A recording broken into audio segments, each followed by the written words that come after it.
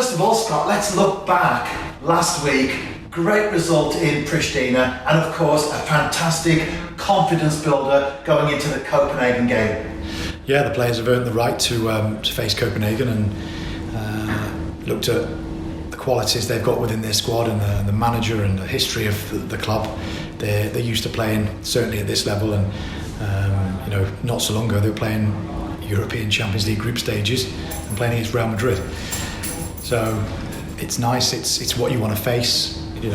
Yes, there's a little bit of apprehension about the place, but we haven't lost here since November, and I've told the lads that. I said last time when they stepped out against the Kosovars, I said, look, don't be letting anyone take your record away from you.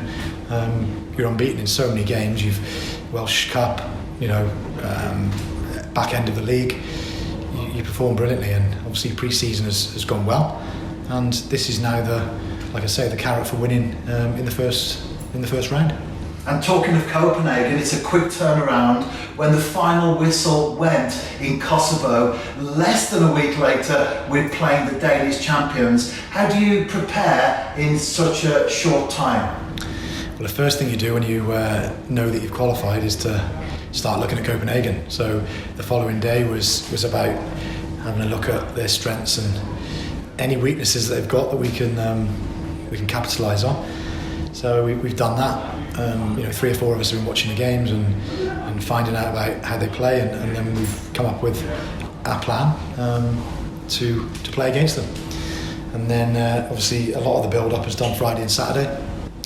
Today we've put our final preparations in place and make sure everyone's aware of their jobs and their roles within the starting lineup.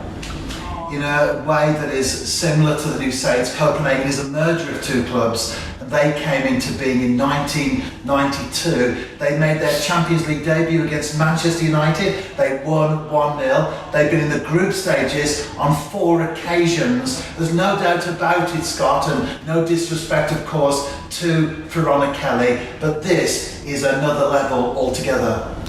Yeah, we know first-hand from last season playing against Midtjylland that Danish football is very strong physically. The tempo of the play, the support is it's fanatical. It's very, very good. They love their football there. And if you go back to last season, did okay against Midtjylland, and certainly away from home. Played very well in some spells in there. We lost over the 2 legs, but Copenhagen are 1 step above Midtjylland. They're 10, 11 points clear. Last season they won the league. At one time it was very tight, but at the end it was a stroll up for them. So if you look at it like that, it's an even harder task than last season. But we're not moaning about it. We embrace it. I said to the players, would you rather be playing in the Champions League or the Europa League? There's no disrespect to the Europa League, but Champions League football is what everyone aspires to be at, the level to be at, to play in, and certainly the boys looking forward to it. There's a feeling within the squad that there's a togetherness, there's a work ethic, there's a team spirit, and let's enjoy the evening and let's enjoy next week too. That was my next point, actually. There is a great team spirit in the camp. Even before the Verona Kelly game, there were no nerves. There was a great team spirit. After it, certainly, and going into the Copenhagen game, how important is that togetherness, that oneness in the squad that you have at the moment?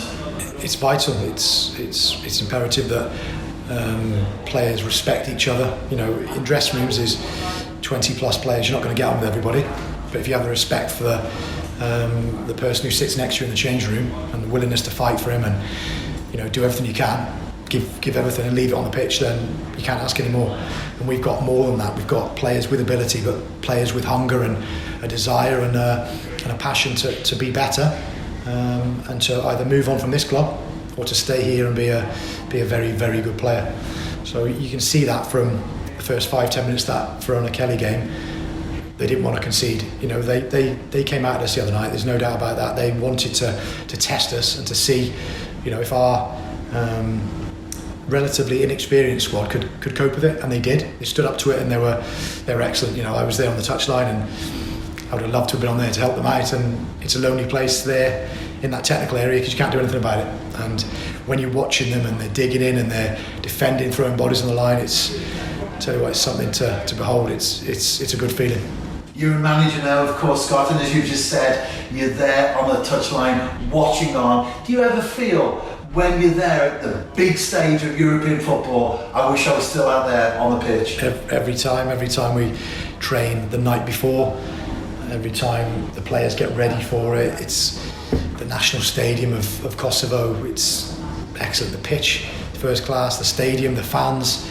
You know, how many thousand were there? 9, was it 9.5, something like that? The buzz about the place, everything about it. You know, police escort to the game. It's what the top players get every single week.